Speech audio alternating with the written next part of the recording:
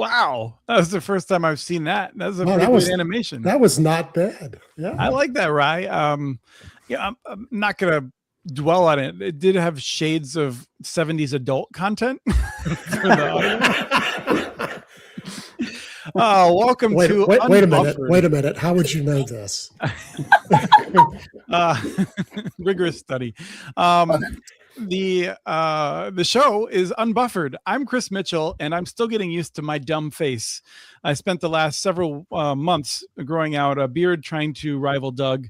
I ended up traveling to Alaska, and I was like, I can't cut my beard before I go to Alaska. And I came home, and my wife said, now is the time. So I have to get used to my dumb face again. I liked hiding it behind more hair.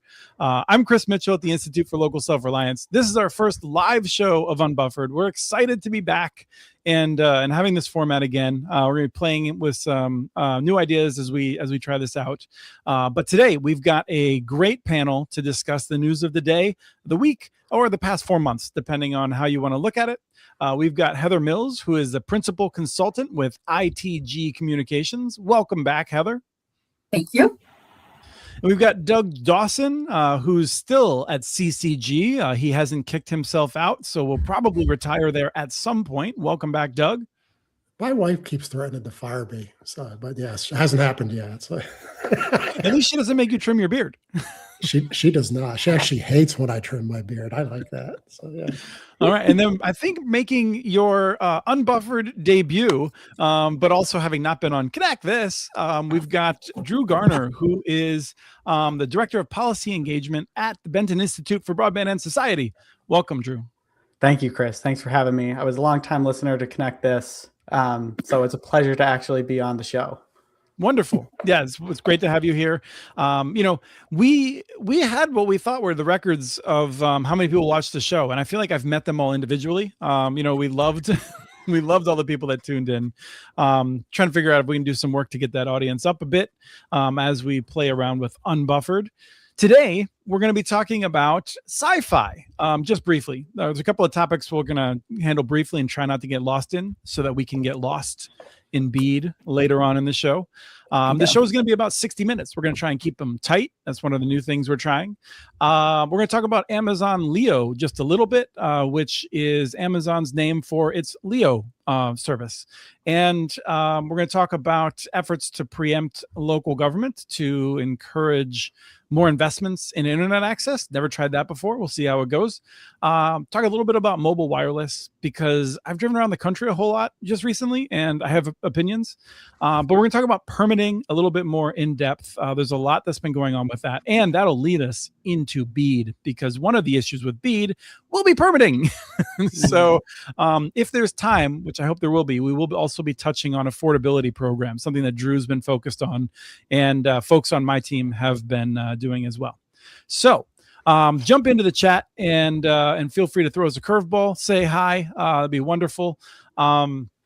But let's start with sci-fi being sold. And I don't know. Let me just come out of the gate with a baseball bat and say, I think a lot of us were kind of expecting this, and I was interested to see that it was sold to the people that lent it money, which to me sounds a lot like bankruptcy. So I don't know. Doug, I want to go to you first on this. What happened with sci-fi? That's my guess because they're a company who builds open access networks. It's not nearly as profitable as retail ISPs. And they already had backed out of 4 or 5 markets. There was one that they were supposed to start constructing like a month later, and then they just didn't show up. And that city's one of my clients, and they're still incredibly upset. They did build some markets though. They just finished. Right. They just completed Farmington and Farmington Hills, Michigan. So, but they probably backed out of what do you think? They're half or 2/3 of their commitments. So they needed money. They just didn't have enough cash. So I think that this brings the cash infusion in. I'm going to guess that they still own a minority share. I mean, they might have sold it outright. Who knows? But that company didn't have enough money to do what they wanted. And so now they probably will go into a lot of markets. And we all love open access. I mean, it's a really good thing to bring to a city. So it's really interesting to see if they do better. So, yeah. Heather, are they going to snap their fingers and magically figure out how to operationalize this audacious goal that they have? I mean, I love the goal. They just weren't able to get it done. Yeah, if anything, this it's like a signal, like the long-term infrastructure investors actually do care about open access in some way, or they believe in it in some way. So I think that's a good thing. It's always harder to do it than to think it. That's the problem. And so, and there's a number of different, I'm going to call them checklists that will get them there. But I'm buoyed by the fact that there are investors out there that are interested in an open access plan like that. So. Drew, do you have any reaction to having watched sci-fi over all these years? Not too much. I would agree with Heather's comments on it's encouraging to see support for open access. But beyond that, this isn't one of those issues I've been super deep on. So I'll leave it to Doug and Heather on this. So one of the things that I saw that I'll say is that there are companies we talk about, usually without mentioning their names. And often I don't even know their names, but there are companies that are out there that are just engaged in fraudulent activities to raise money, to pad themselves ridiculous salaries, and then to not deliver or to sell it to a chump. That is not sci-fi, in my impression. They really wanted to see this happening. But from the beginning, they had lawsuits with subcontractors, lawsuits with cities. It seemed like they couldn't get out of their own way. And I don't know enough about all of this stuff, but to comment on what exactly happened, but it just seemed like there was always something that was slowing them down, Doug. But they made announcement after announcement that drove me nuts while they weren't actually breaking ground in as many. And at one point, I just gave up on trying to figure out what they were doing. Yeah. Yeah. They were really going to go gangbusters and they just failed. So we'll see. Now, operationally, that's a whole other question. We'll see how good they are at operating an open access network. It's not as easy as it sounds. So, and then the last thing is, I've talked about this before, and I feel like people don't appreciate it, but I've always thought when you see a company building infrastructure in America with European money, there's a long record of that not turning out super well. If you are into the railroading history of the United States of America or other big infrastructure challenges. So, this wasn't the biggest surprise to me that it ended here, I guess. We also have a big cable company. Altice has not been a very sterling success here either with European money. Yeah, so I agree with that. What's interesting is their biggest backer is Germany. Germany doesn't do open access or equal open access. I thought it was Denmark. Pension funds. Denmark. Well, it was all Denmark. Well, that's good to know. It was Dutch. It was a mix, but it was a lot of Denmark. Oh, okay. It was a mix. Okay. You're right. It was a mix. Okay, good. That's good. That reminds me also. Okay, so we're moving into the next topic. This is a good point to note. On our last show, which was not live, but we had a little panel show with Jade Pyros and Sean. We talked about Switzerland, and I'm always nervous talking about Europe for the same sort of reason that I just said. They don't always understand how investments are going to play out here. I don't always understand what's happening over there. I would say that if you listen to that show, I was suspicious that Switzerland wasn't as good as that article claimed. And I had multiple people reach out to me who know a lot more about this than I do. And they were like, yeah, it's not like totally bogus, but it wasn't a good picture of all of Switzerland or even how they got there. So for people that want to dig in, there are resources you can find, I'm sure, if you really want to know how Switzerland's going. And when you read something that says this country got it totally right, odds are they're just ignoring the contrary evidence in my experience. Countries are mixed bags. They are. I mean, Switzerland has some pockets of 25 gig home broadband, but they also have lots of places that don't have that. So yeah. It's not as good as they make it sound, but the fact that they have any is kind of awesome. So yes. Yeah, and I mean, the point that I feel like I can make is we have great connectivity in some places here in the United States and other places not so great, and that's true in many places in Europe. But when I talk to people that travel throughout France, for instance, rural France, if you're more likely to end up with a pretty great connection. I don't know that I would trade a random rural France connection for a great municipal or cooperative connection in the United States. But they're doing pretty well, and they have a pretty big focus on that. Other countries like Belgium, not so great. So there's a mix. We've talked about this in the past. We're going to move on to something. I'll come to you first, Drew, because I feel like Benton really tracks this sort of thing pretty closely. That is this totally new, never been tried before idea of why don't we just severely restrict local government authority, and then magically the private sector will want to invest tons more money into competitive networks and speedier networks, and all of our problems will be solved. This is a bill that's advancing. It had been advancing, seems to have stalled in DC in the House. So what's happening there with the American Broadband Deployment Act?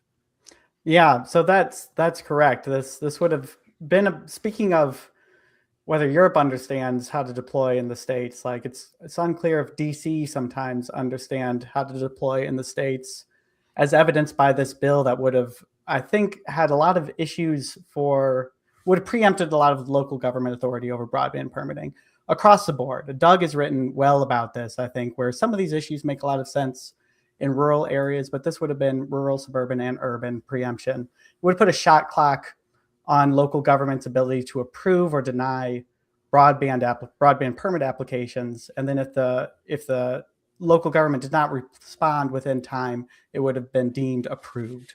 So this is sort of, if you don't act, then the ISP can move forward, whatever your decision, if you miss the deadline. So this, as you said, Chris, was delayed. It was on its way to the House Rules Committee, which is a step before it goes to the floor for a full vote. So it looked like congressional leadership thought that this might be able to get enough support that they were willing to arrange some time for it. But then before its actual hearing, it was pulled back. So my suspicion is that they're not able to get full Republican support for this bill. It doesn't mean just that it's out of the woods yet. It very well could, and probably will, is still being worked on and may come back. But it's still hanging out there. And I'm sure will come as no surprise to people listening to this call, a lot of the local government associations, NACO, National League of Cities, some of these associations have come out very strongly against this bill. Yeah, NATOA has always been very active on this sort of thing as well. The National Association of Telecommunications Officers and Advisors. Almost ran out of time in the show to finish that off. Doug, you've written about this? Yeah, this started out as the concept behind this was, let's make it easier to build BEAD and other federal grants. So this was a rural idea. And the funny thing is, and I see if Heather backs me up on this, most of my clients building in rural areas don't have a problem getting permits from counties. The counties are going like, you want to build fiber here? Well, how can we help you? And so this is, and what it doesn't fix is the one problem we do have in rural areas, which is bridges, bridges and railroads. It doesn't help those at all. That's where all the problem is. And so, and then there's a whole nother set of laws that Drew could talk about. I don't think we're gonna get there today to talk about the federal lands. That's a whole nother nightmare. But so all of a sudden, this thing morphed into everywhere in the whole country. So this basically goes to the big companies: build anywhere you want, anytime you want. This would allow them to go and in dead center of Manhattan on a corner put a cell tower if they wanted to. It's really unbelievable. It's the wish list of what they've always wanted. This is a big company built now, so it's absolutely crazy. And if I've worked with people trying to get permits in downtowns of some of the major cities. They need to take a long time. It's a massively complicated underground system there, and usually they don't have good records, and they have to actually do a study just to find out if there's a place to put the new guy. It's crazy to give them right-of-ways. It's just insane. So, Heather, I have a follow-up for you after you launch your initial salvo. No, I think Doug and I are pretty well aligned here. I think all bets are off when it comes to permitting at the local level. They're going to do it in the time that they have available to do it with the staff that they have. And there's all sorts of initiatives happening in the BEAD program. In the background, people are talking about, well, how can we help those local permitting agencies? Is it through potentially use of non-deployment funds over here to help them staff up, or some other mechanism? I'm worried about volume. That's what I'm worried about. I'm not worried about the process itself. I think that all politics is local. And the reason that those localities have the rules they have in place is because that's what they want in place in order to do their job well, in order to manage their community. But I get the frustrations and the timing and everything that comes along with that in a number of places, especially when you're going from if you're starting in a more metropolitan dense area and moving to a more rural area, the people change, meaning why they're where they are is different than there. So what's your follow-up question? Do you remember how, if we gave the wireless folks broad preemption and really restricted the ability of local governments to stop their siting, that we would have full-blown wireless competition? I mean, Verizon was going to build out all of Sacramento in 2018, I want to say, and have gigabit wireless to the home that was going to be very competitive with Comcast. I don't remember what happened, but the world looks a lot similar to the way it did before we gave massive deregulation of local oversight for the wireless industry. Is that, I don't know how you recall it. I don't recall it necessarily that way. I know that in the before times, as I like to recall anything before 2020, it was a very different outlook on priorities and why we were doing the things that we were doing. And depending on the locality, how they were doing it, more dense areas like that, they were trying to do a wireless play because it makes sense in a number of ways to try to do that. But, all politics is local. So just different. Did I answer your question? I tend to get a little lost sometimes. Yeah, no, I do that to people. I feel like the history of this preemption is that it ends up just losing public dollars, in that the private sector invests perhaps 10% more than they would have otherwise, and the federal and the local folks lose a bunch of the fees, and we start having towers that are 50 feet tall in the middle of residential areas, and people get really frustrated that they're there and out of character for the neighborhood. I mean, there's a lot of throughout every jurisdiction that I've worked in there's a lot of like aesthetics rules that have to go into play as well. Some jurisdictions are more advanced than others in doing that. Some haven't had to deal with that before. And now they have the opportunity to expand access, and they've got a 50-foot tower and they're like, ick. But if they want the access, they're going to have to figure that out and talk to themselves. It's about the community figuring out how they do it. And every community is going to do it differently, but it's important that they have an ear and an eye for understanding not only the public interest, but the business interest as well, because that drives the economy. Yeah. So I can address the Verizon question. They abandoned that business plan in Sacramento and other cities for two reasons. One is they were going to put a little mini cell tower site on every single block, so that everyone was going to be within reach of it. It turned out that was incredibly expensive. On top of that, right about that same time, they decided that they didn't want to build the fiber and own the backhaul. They wanted to lease it.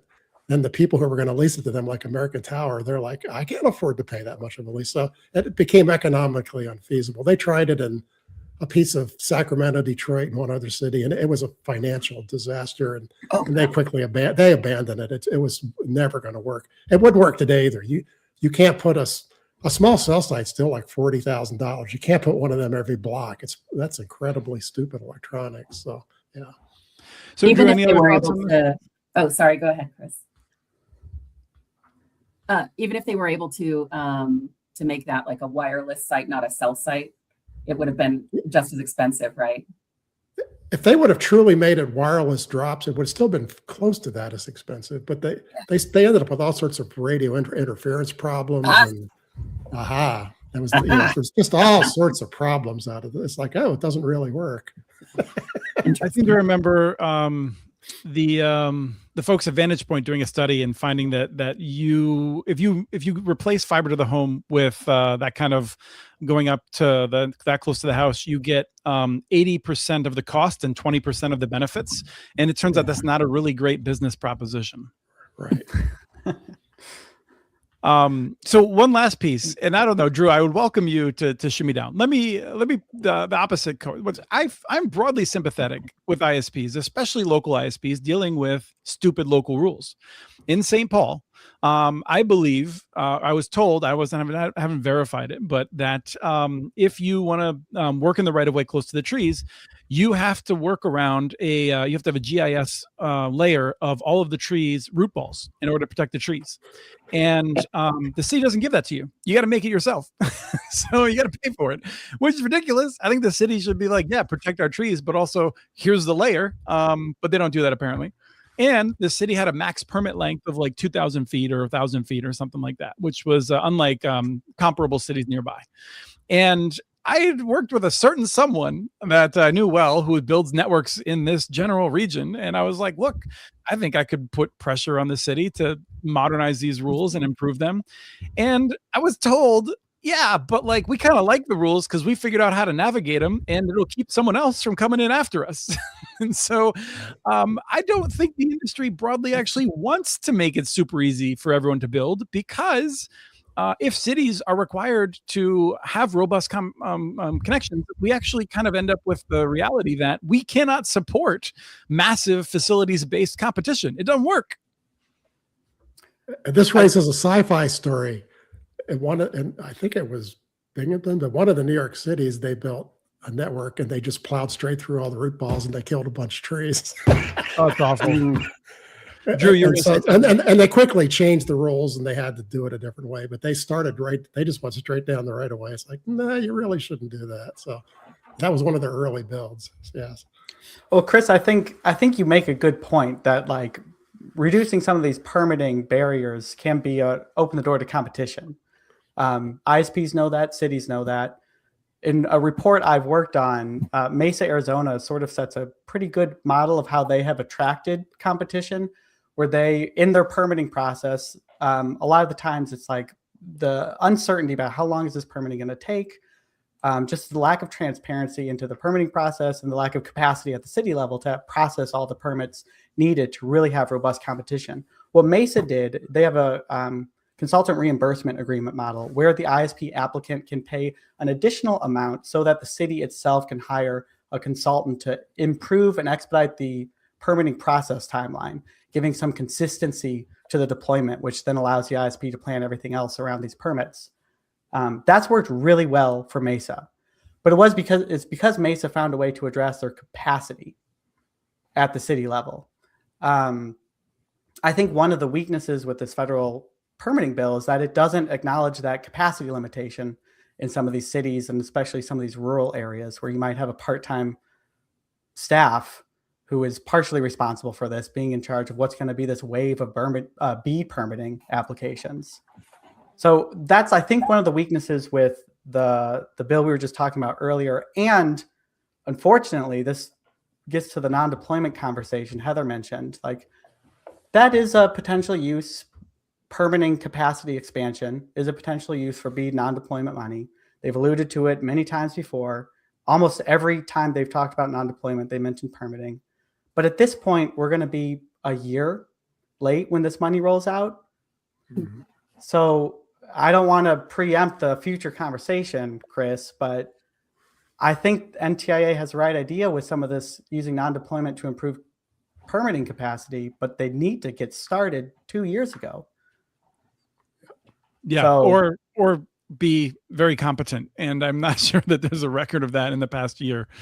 So I do want to move on to Amazon Leo, which is a Leo service. And I'm not going to stop talking about how absurd it is that they freaking named it Leo for their service. They're Blue Origin, right? I'm suddenly had this big doubt. And well, actually, most of their launches are on other companies. They've leased capacity. They've only done like 2 Blue Origin launches. Right. So they're working on building a competitor to SpaceX. Right. And depending on who I read, it seems like they're doing pretty well. I mean, they accidentally launched someone into the wrong orbit and they've had some challenges, but actually on the whole, experts seem to feel like the Blue Origin whole thing is going pretty well. By the way, I'm looking forward to talking about Starship when that launches sometime before our next live show, probably, and seeing what happens there. But they need an extension. And this is what kills me is the idea of this service is it's supposed to be fast. It's supposed to be like available now. And we're doing it so we don't have to spend time building infrastructure and giving people jobs in rural areas. And here they are saying they need an extra 2 years to build out.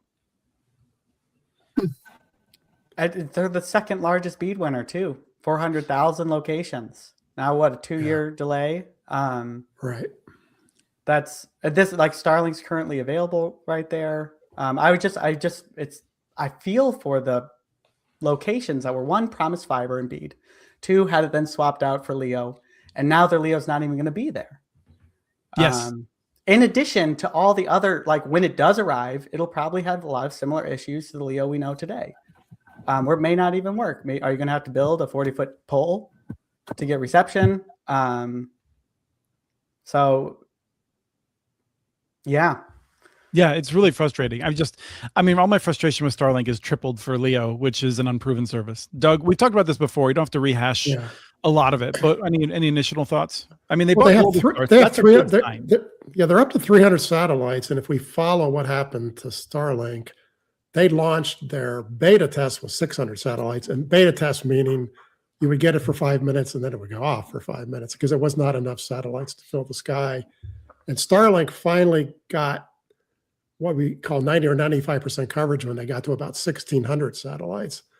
And then, of course, as they've done more and more satellites, now most people have 2 or 3 Starlinks in the sky at the same time above them. But Amazon's only launching 3,200 as their whole launch. So, they're not even going to get to where Starlink went to commercial service till they get halfway through their constellation, which is 1,600.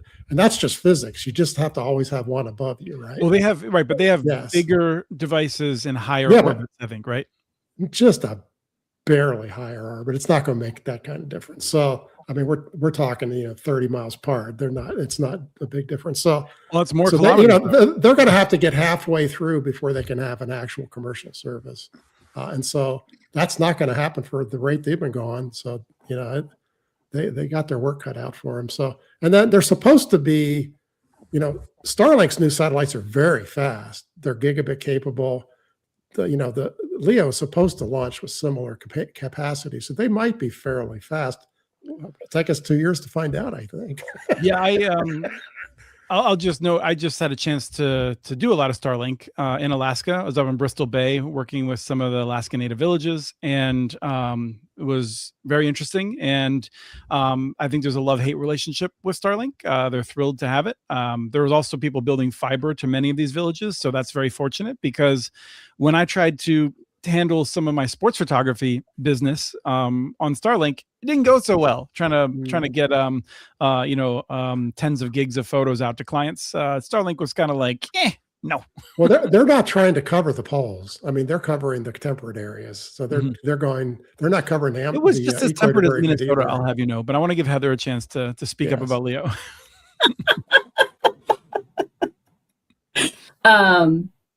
So I just moved in the last 24 hours, and I have a satellite thing because I live in rural Washington State. Resetting up that this morning took me an hour longer than it should have, because I had to walk around my yard with my phone in my hand, trying to make things work. But I got it to work. It's clearly working. Other than that frustration, I would agree with you, Chris. I have a love-hate relationship with it. The only reason I'm using it right now is because the provider that I signed up for terrestrial-based fiber hadn't delivered my equipment yet. So I think we are going to see a real interesting next 5 to 10 years, because right now, a lot of people see LEO as a patch, if you will, to get service that's needed to places that are too costly, if you will, based on many people's opinions, to get fiber out there. In my opinion, that doesn't mean that we stop the work. There's still work to be done. If the economy is going to grow and those places are eventually going to become less rural, then they're going to need fiber infrastructure in order to do well, period. But I think it's an amazing tool. especially for someone like me who likes to get in my Ford F-150 and go out into a remote field and have my lunch and do some work. So I'm able to do that, and I love that. Yeah. I mean, I'm not going to argue against that. In the interest of time, we're going to skip ahead to mobile wireless. So I will note that this has been a big month for me.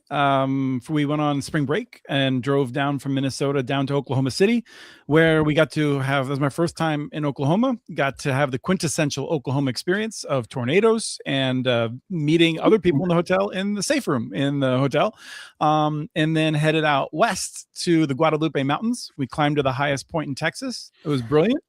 Beautiful area. Saw Carlsbad Caverns, drove back up north through Colorado to Great Sand Dunes, quite possibly the best of the national parks. It's amazing.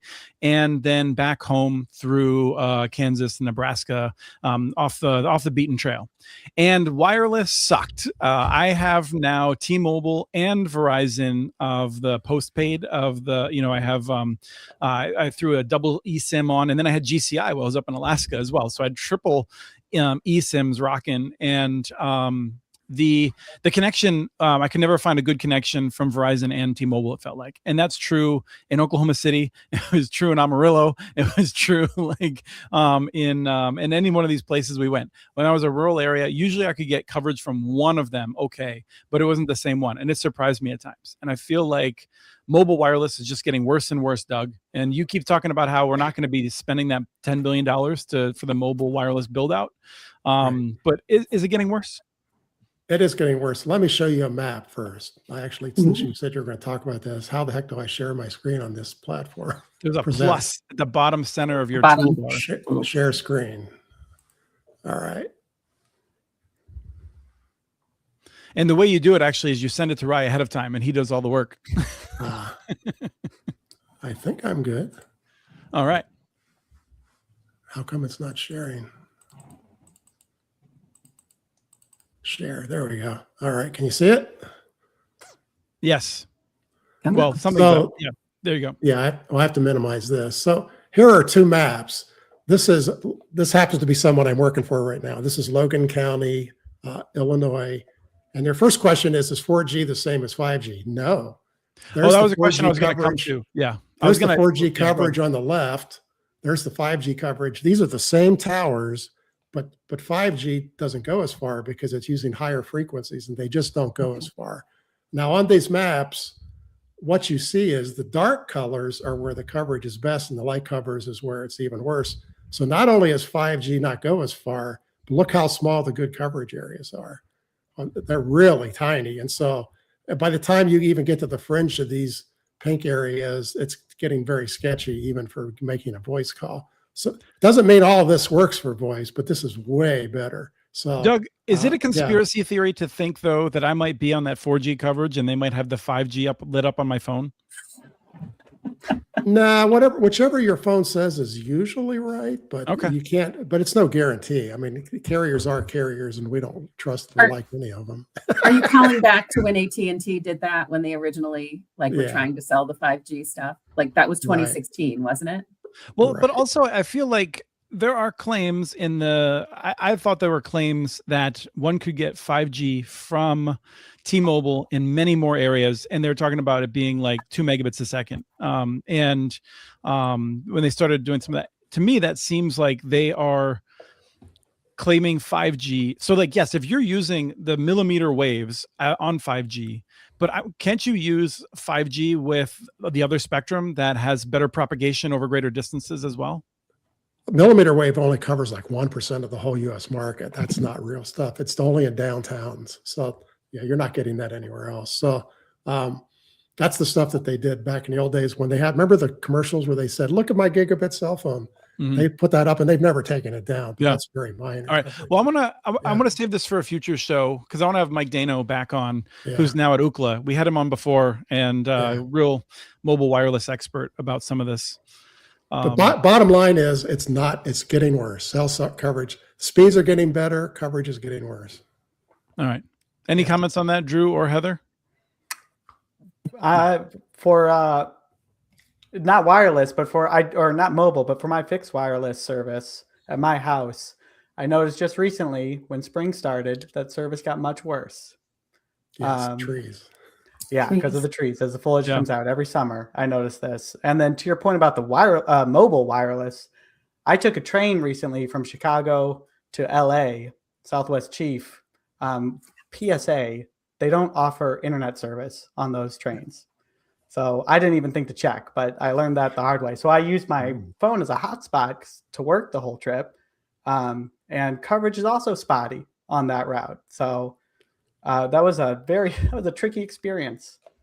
You got to be careful because some of the operating systems detect if they're on a hotspot, and then they try to download 10 gigabyte patches to really hurt your bill. That's another conspiracy theory. I guess I'm just going to launch into those today. It doesn't seem right. Yeah. That doesn't seem right. That's no. just classic bad luck. So permitting, we talked briefly about this, but there's been some proposals that seem not unreasonable to me to scale back some of the larger scale permitting. Doug, you mentioned earlier in rural areas, the counties, they're totally willing to work with you to figure out how to make it work in most cases. That's been my experience as well. The challenge people get hung up on is federal agencies. And I'll just note that like the senators in DC, particularly Western senators who are Republican, in my experience, love to talk about how the federal government sucks at this. And then those departments say, well, you know what we need people. And here's a budget where we can hire people to turn the permits around faster. And the Republican senators are like, that's funny. There's no way you're getting more money. Right. So we're in this standoff. But there's now suggestions both nationally and in California that, hey, if you're deploying a wire alongside a road that's already been disturbed, maybe we need something called a categorical exemption. And to me, it seems great. And so, Heather, let me go to you first and ask you, because you work both sides of this, depending on which hat you're wearing. Are these things, are these no-brainers? Are these things that should be moving forward, or should I be concerned that we're about to pave over the redwoods or something? So what I find interesting, so I think CEQ issued something earlier in April, right? NTIA for BEAD purposes is already doing most of that. And I'm excited to see, I think it's going to be a great test case, if you will, to see how those, they call categorical exclusions or CXs, are able to get through that system. And in the small test cases that we've seen so far, it's categorical exclusions are being approved within a few weeks. And so the BEAD program is really going to test out, it's called the ESAPT system, ESAPTT. It starts with an environmental and ends with tool. And then there's other words in there. DC really likes their acronyms. So it's going to be interesting to see how this comes together. I'm very excited about it.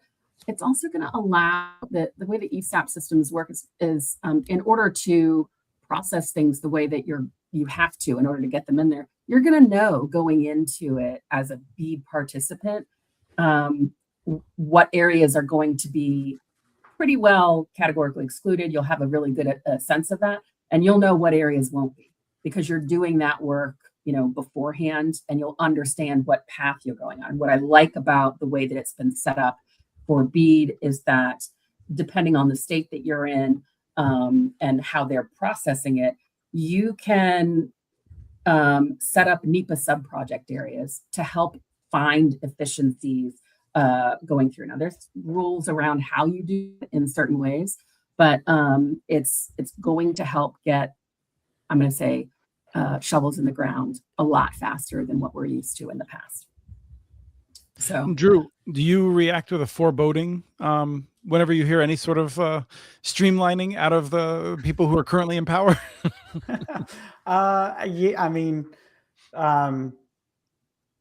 yes, but what Heather says, I think, makes a lot of sense for these areas. So, actually, no. I think permitting across the country, you really have to look at the location to figure out, is it actually a permitting issue or is it an issue with something else?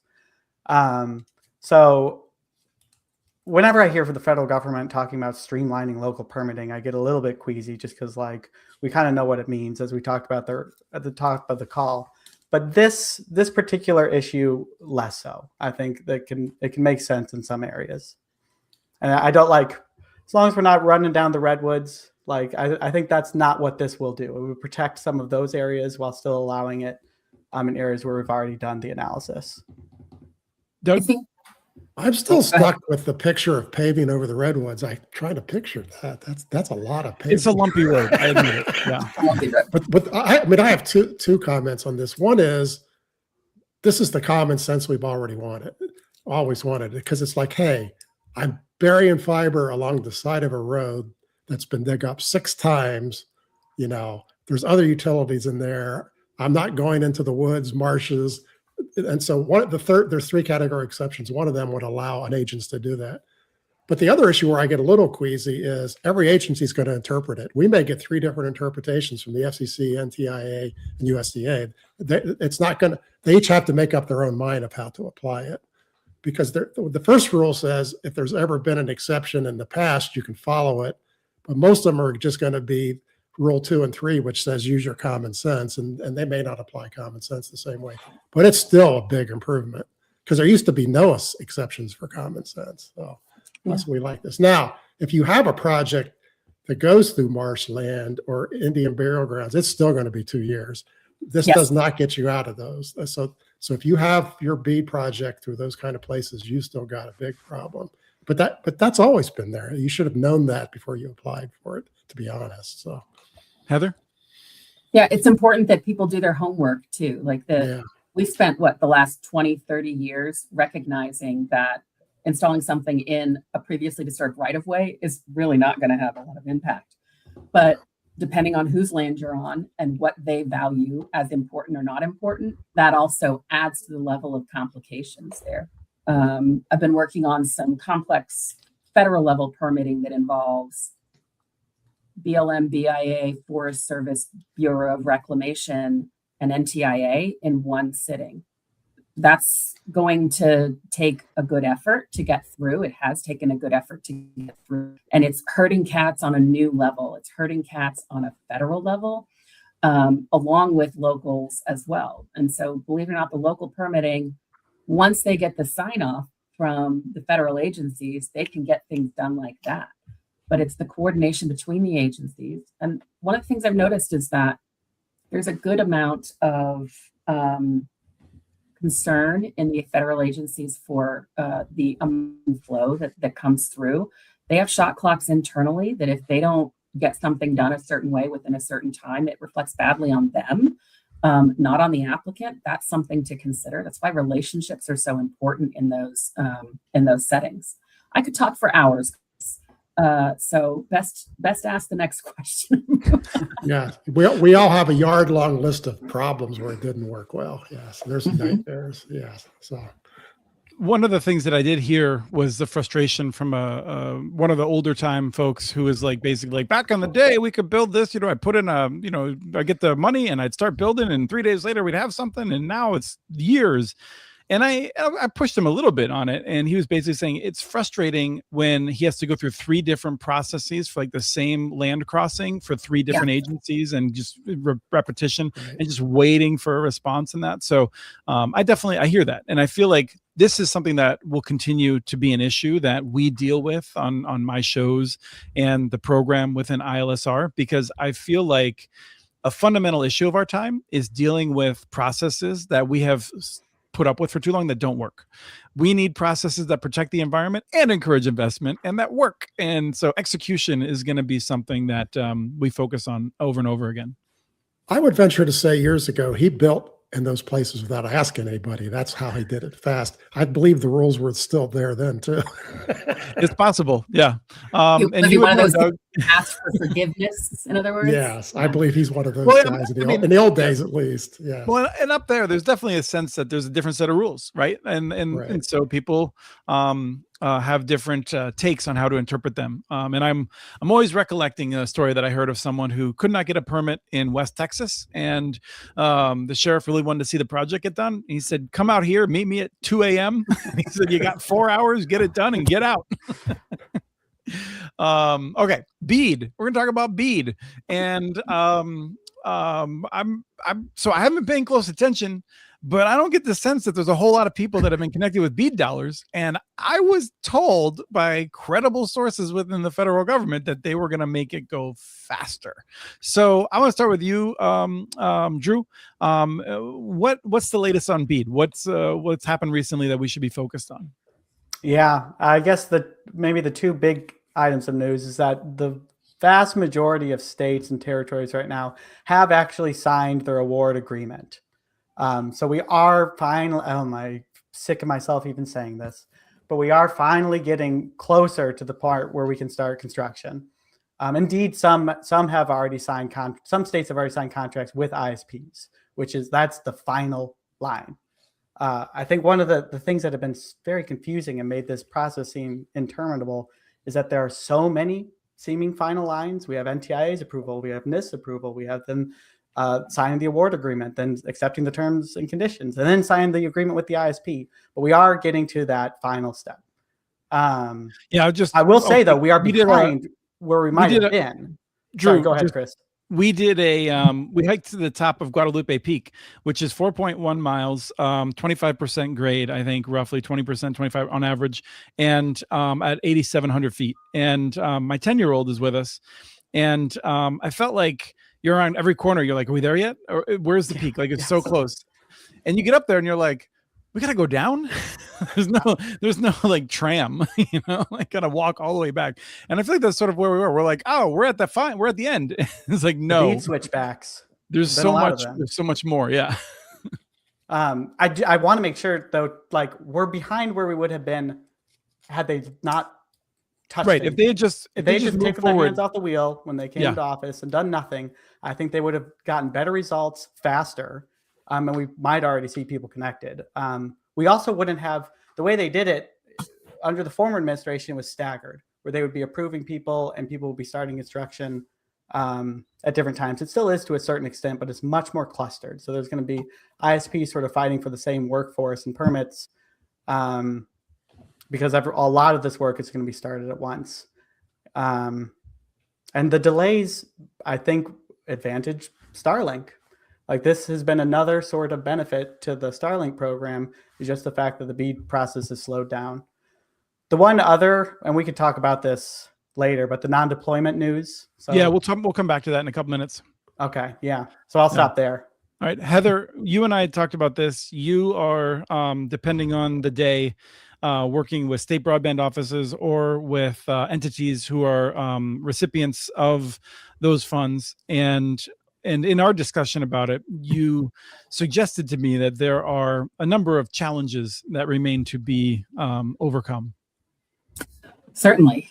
Operationalizing things is some of the hardest work that I think any state broadband office does. We spent a lot of time thinking about getting here, and now we're here. And so just, for example, getting things ready to put in your into the ESAP system, whether an ISP or a state, requires a lot of herding of cats, requires that you have the right team on both the ISP side and the state side to look over the materials.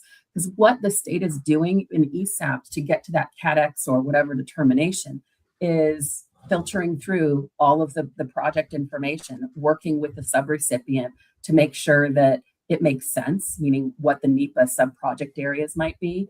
And it becomes something of a very large chessboard. What can we move? When can we move it? How is it going to fit in overall? Explaining to everybody as well how timing overlaps. Like we're starting EHP permitting processes now. We haven't gotten to contract yet in a number of places. And that's very much on purpose, because by the time we get to contract, we want to have a really good idea of what their NEPA sub-project areas look like and how it all is going to come together, so that after they've signed the contract, that permitting process should be fairly quick, depending on what we're doing. But that's just that's just the EHP piece of it. That's the environmental. The local permitting matters. The Department of Transportation stuff matters. Satisfying all of the requirements prior to putting a shovel in the ground. All of that is a lot for anybody to handle. Now we're going to do it 150 times per state, sometimes more, depending on how many sub-projects they have together. And I would say the timeline-wise, the way that some of the approvals have happened has sort of created a natural sort of role, if you will. But there's only 3 states that don't have approval for their final proposal yet. I think the thing that we're going to run up against right now, as far as timelines are concerned, is when we actually have to have those contracts signed, because in every contracting situation I've been in, when it's multiple organizations, unless a state of emergency has been declared and we can get by a whole bunch of things, it takes time to get through even a standard contract where there are no changes, because the discussions have to happen about why they're not changing this sort of thing. So it's going to be very interesting to see how it all sort of comes together as well. Doug, what's happening on BEAD? I think we're going to see a lot of defaults, that people are not going to end up signing the contracts. So they're getting the whole way to that endpoint. First off, I know of folks who, it turns out, they didn't really have the financing lined up, and you have to have the financing locked to get your contract signed. You can't have like, oh yeah, we're going to borrow the money. That's not good enough. You have to have it's like, well, it turns out they didn't have that done, so it turns out they can't get their letter of credit or whatever. So we're going to see folks fall off the map for that. There are people who are just believe it, this process where they, and the benefit of bargain, they sometimes gave, the broadband offices said, you have to take this lower price, and they gave you like 5 to 10 days to make up your mind. So most of them said yes, and now they're doing their math and they're going, I can't afford to build this project anymore. So I know several folks who are going to just bail because it no longer makes any sense. They cut the grant down too far. And it was ridiculous. There might have been a margin. After all these years of crawling along, they made you make big financial decisions in like 5 working days. I've never seen anything like this. And that was before the price of oil jumped up significantly. Yes. And that changes everything. If we remember. But even without that, I mean, when you went from 9,000 a passing to 6,000 a passing, as an example, that's a really big difference of grants. So right, it is, and you lost all of the margin, right? Where if you were getting the 9,000, and that's not because your costs were necessarily all that, but because you had a contingency, I'm guessing, and that got destroyed. So then Heather referred to it. The contracting process has taken a whole lot longer than folks thought, because you said it earlier, Heather, you need to do all your homework. An amazing number of BEAD applicants didn't do any of their homework. They didn't look at environmental. They didn't really get their financing lined up. They didn't really have a solid business plan. So now, before they sign the contract, they're doing all that. And they never really looked at the contract hard before. And those contracts are complex. And so I just think we're going to see a lot of defaults. Or my understanding, Heather, is you have 6 months to get the contract signed, right? So it's a great question, because 6 months from when? Yeah. When the letter was received, or when it was drafted, or when it was signed? I think Heather's saying no one knows for sure. Right. Well, no one knows for sure, but there's 6 months of something before all the state contracts have to be signed. A lot of people are just not going to be ready to sign them. I believe they'll probably let that date slip, but maybe not. Who knows? One of the most important. Well, to finish up, the last question is, what happens to all the defaults? What happens to it? Yeah. I think run another round. We'll see. I think it'll differ based on the states. We'll see. I think the federal government is prepared to just declare victory no matter what. I mean, enough people have already been left behind. A few more. Doug, you made the point that a lot of people didn't do their homework. I do feel like for younger people who are watching this show, I had in grad school my advisor, actually, she was brilliant, and she required an unattainable amount of reading before each class. And we had to learn how to get by when one could not humanly achieve that. And one of the things that I think that set me up for is understanding that in life, a lot of people haven't done the homework.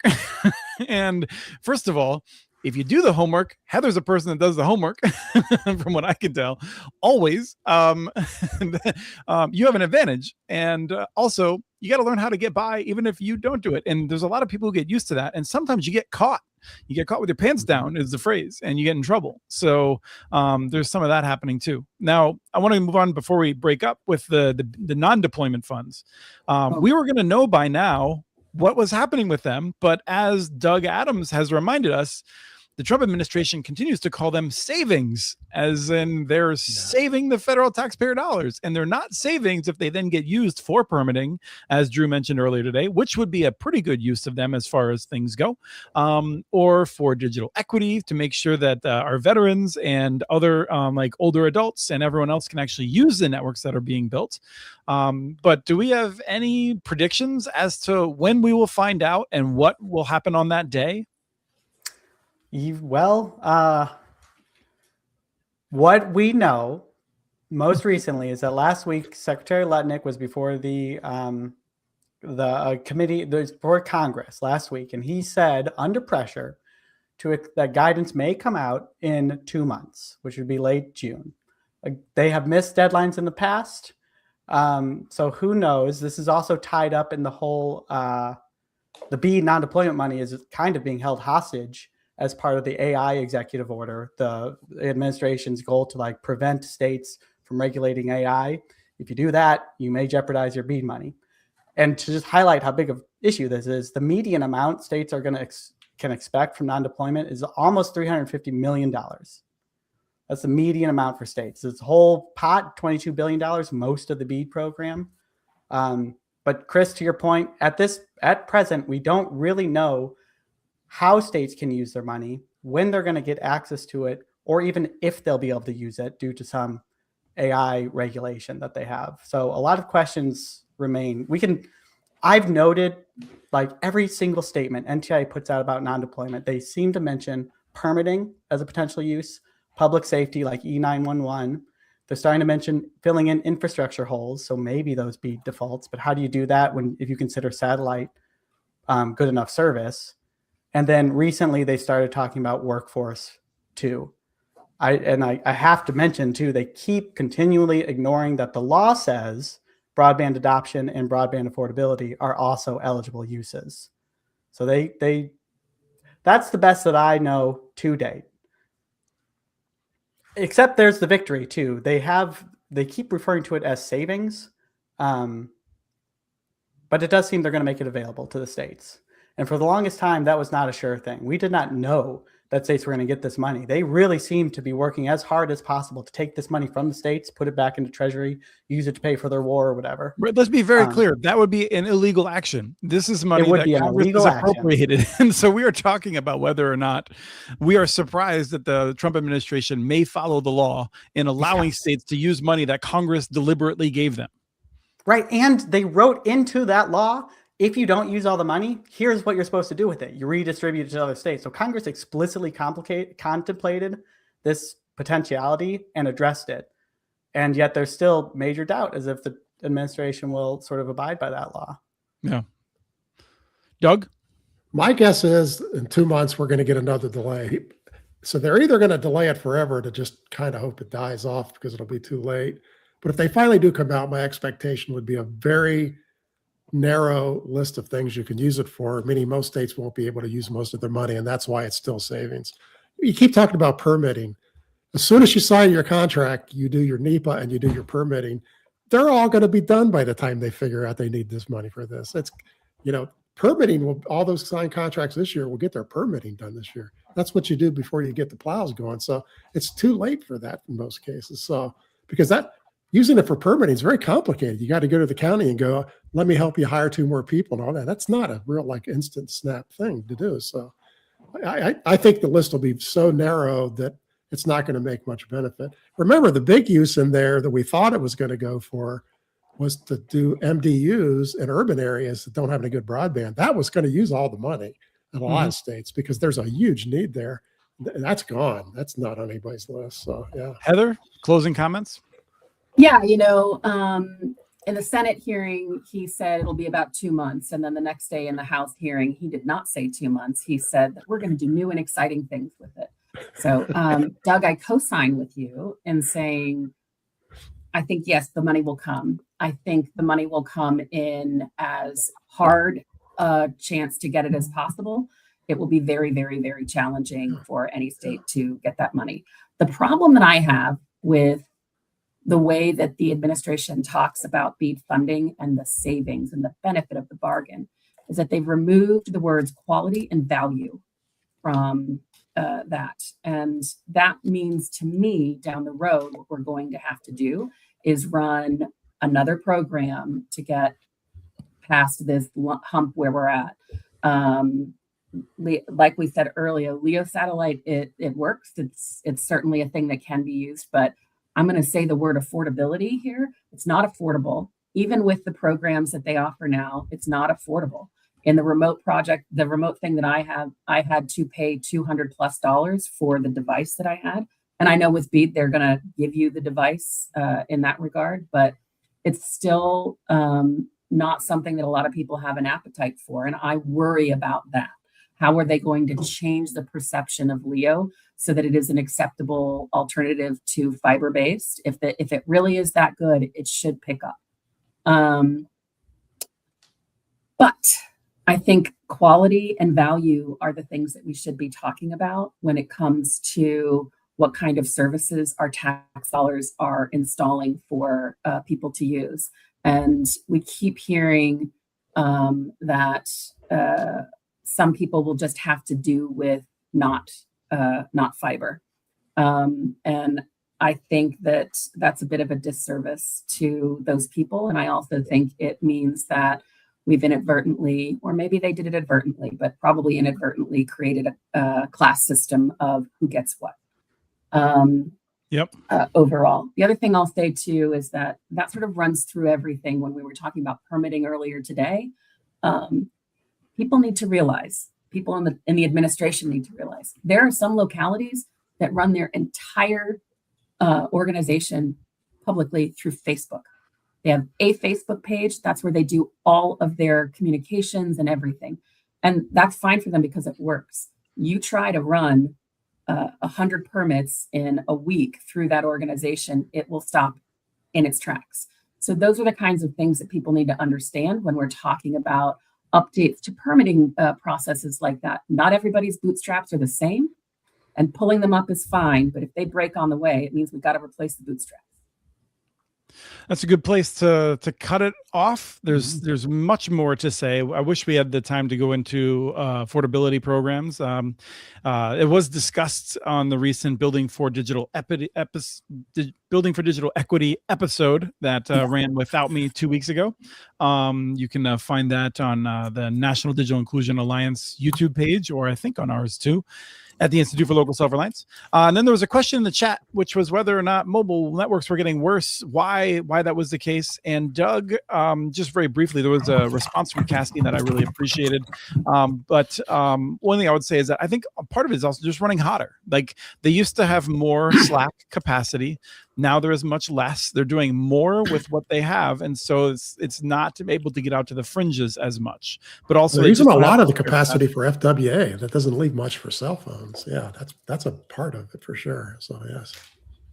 All right. So I want to thank everyone for tuning in. We're going to try and do these around once a month, and then more often if there's some sort of major thing where we need to have some immediate uneditable commentary from folks that can jump into an Unbuffered. We are very thankful for our guests, Doug, Drew, and Heather today, as well as Travis and Kim for getting us to this point after all those years of Connect This. So thank you once again for joining us. We'll see you in the next Unbuffered Live.